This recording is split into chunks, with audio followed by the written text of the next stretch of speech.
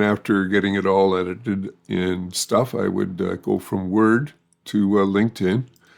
And just here on my homepage of LinkedIn, as you can see.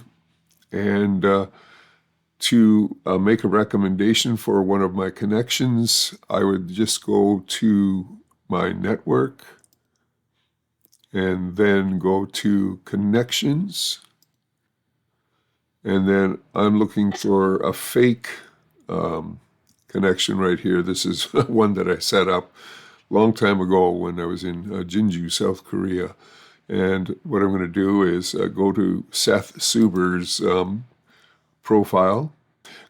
Then you go to more, and then here, recommend, and then you can just select. Let's see.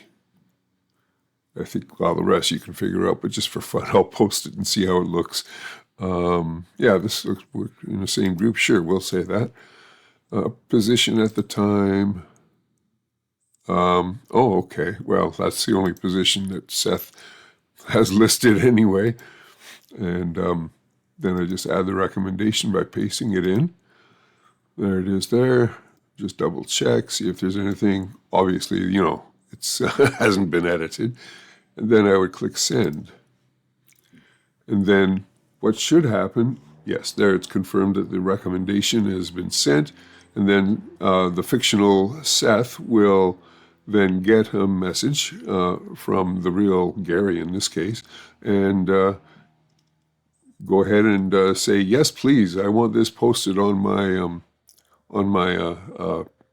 LinkedIn profile. And that's basically it. Thanks for watching.